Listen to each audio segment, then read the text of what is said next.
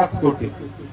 पण जर एका नगर अध्यक्षाने दलित वस्ती विकासाचाच निधी मंजूर करायचं ठरवलं तर तो निधी किती येतो? फक्त दलित वस्तीचा, अख्ख्या शहराचा नाही, फक्त दलित वस्तीचा. किती येतो तो निधी? 15 कोटी.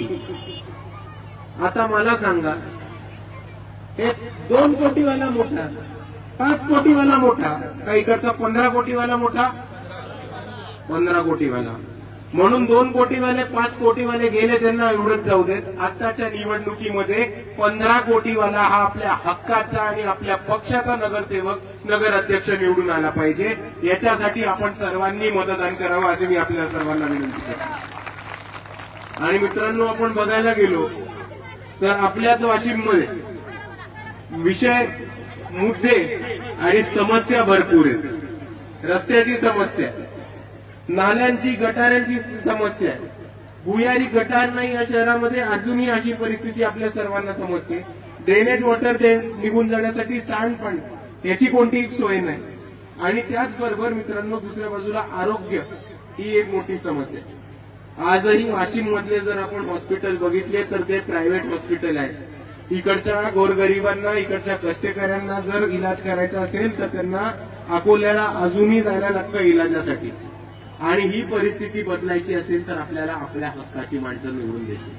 आणि म्हणून मी आपल्या सर्वांच्या समोर इकडनं वैभवदादाच्या वतीने एक घोषणा करतो की जर वंचित बहुजन आघाडी सत्तेत आली तर 150 बेडचं मल्टी स्पेशालिटी हॉस्पिटल वाशिम मध्ये, सरकारी पैशातलं सरकारी हॉस्पिटल वाशिम मध्ये नक्कीच चालू करण्यात येईल. आणि हेच बोलत असताना दुसऱ्या बाजूला बेरोजगारीची खूप मोठी समस्या आहे आपल्याकडे, हे सुद्धा समजून घ्या. आज कितीतरी तरुण आपल्यातले शिकून सवरून समोर येतात. पुढे जायचं असतं, तरक्की करायची असते, परिवाराचा विकास करायचा असतो, पण शिक्षण झाल्यानंतर हाताला नोकरी नाही, हाताला रोजगार नाही. याच्यामुळे कुठल्या तरी छोट्या कामामध्ये, चुकीच्या कामामध्ये आपले आज तरुण मोठ्या प्रमाणात घुसतात. आणि दुसऱ्याच बाजूला बघितलं तर वाशिमचा परिसर, वाशिमचा अवतीभोवतीचा परिसर हा शेतीप्रधान परिसर आहे. खूप मोठ्या प्रमाणामध्ये सोयाबीन उगवल्या जाते, कपास उगवला जातो, तूर उगवली जाते. थोडं अजून खाली हिंगोलीकडे गेलो तर खूप मोठ्या प्रमाणामध्ये हळद उगवली जाते. पण आज या सगळ्या गोष्टींना पकडून व्यवसाय, इंडस्ट्रीज, फॅक्टरीज ह्या आपल्या इकडे चालू झालेल्या नाही. दुसऱ्या बाजूला आपण बघितलं तर आज MIDC वाशिमची अख्खी रखडली गेलेली आहे. आणि MIDCच्या माध्यमातून नवीन प्रकल्प येत आहेत, नवीन कंपन्या उघडतायत, नवीन फॅक्टऱ्या उघडतायत, असं कोणताही प्रकार दिसत नाही.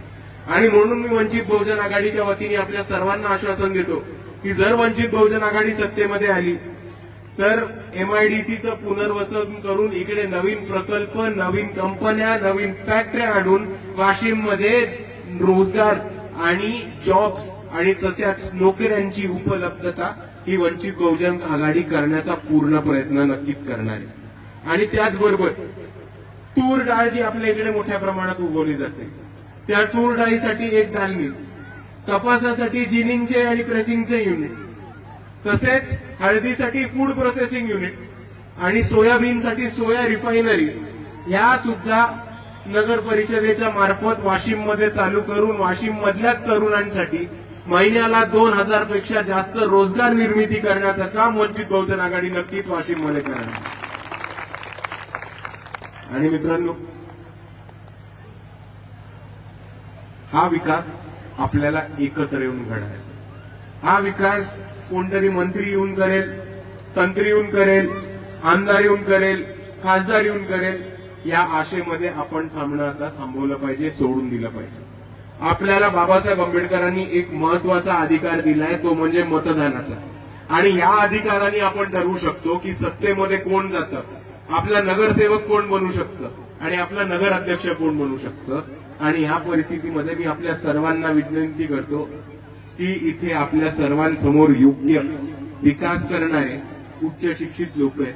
आपण जास्तीत जास्त संख्येने ह्या लोकांना मतदान करावं आणि या लोकांना सत्तेत पाठवावं आणि आपण सर्व एकत्र येऊन वाशिमचा विकास करू, हे मी आपल्या सर्वांना सांगू इच्छितो.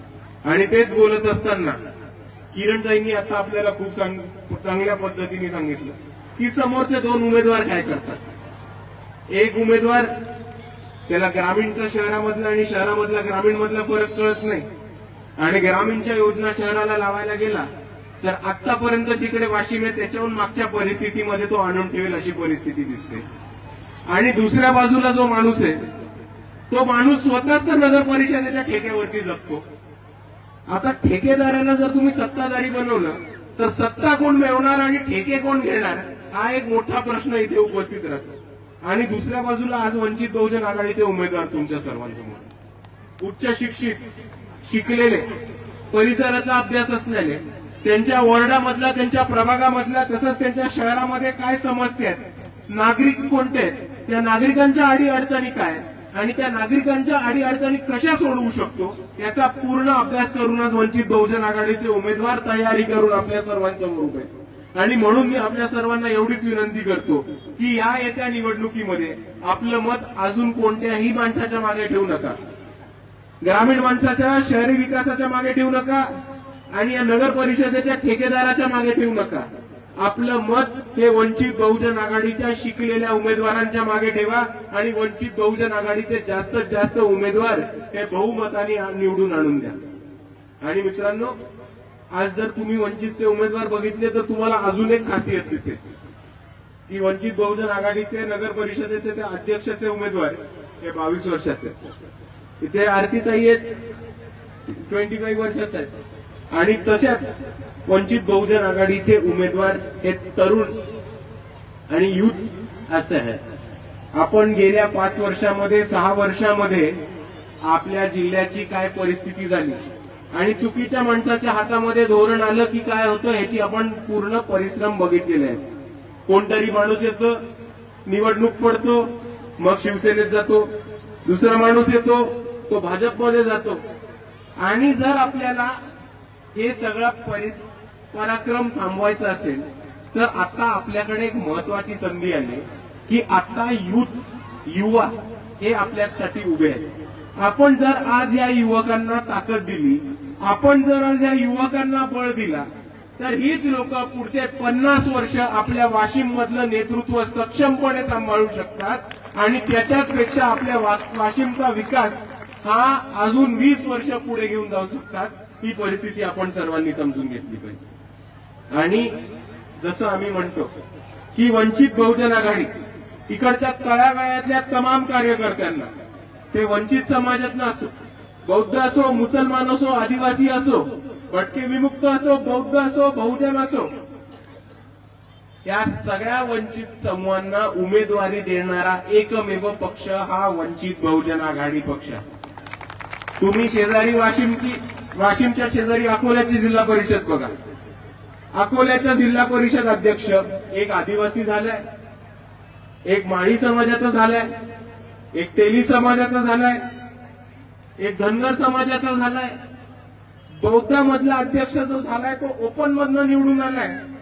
आणि त्याच्याहून महत्वाचं, या महाराष्ट्रामधली पहिली मुसलमान महिला साबिया दीदी अंजुम ही वंचित बहुजन आघाडीकडनंच पहिली जिल्हा परिषद अध्यक्ष झाली होती अकोल्यामध्ये. आणि ज्या पद्धतीने ज्यांना ज्यांना संधी नाकारतात आणि ज्यांना ज्यांना सत्तेचे दारं बंद करतात त्या त्या सगळ्या समूहांना, त्या त्या सगळ्या समाजांना वंचित बहुजन आघाडी उमेदवारी द्यायला आहे. आणि त्याच पद्धतीने ज्या ज्या युवकांना इकडचे प्रस्थापित संधी नाकारतात त्या युवकांना सुद्धा संधी देण्यासाठी वंचित बहुजन आघाडी आज मैदानामध्ये आहे. आणि मी आपल्या सर्वांना एवढीच विनंती करतो की येणाऱ्या निवडणुकीमध्ये आपण सर्वांनी वंचित बहुजन आघाडीच्या उमेदवारांना जास्तीत जास्त मतांनी निवडून द्यावं आणि वंचित बहुजन आघाडीचा झेंडा हा वाशिम नगर परिषदेवरती फडकावा एवढी मी आपल्या सर्वांना विनंती करतो. नगर अध्यक्ष पदाचे उमेदवार वैभव उलेमाले दादा उभे आहेत. तसेच प्रभाग क्रमांक 1 मधनं महेश तायडे दादा,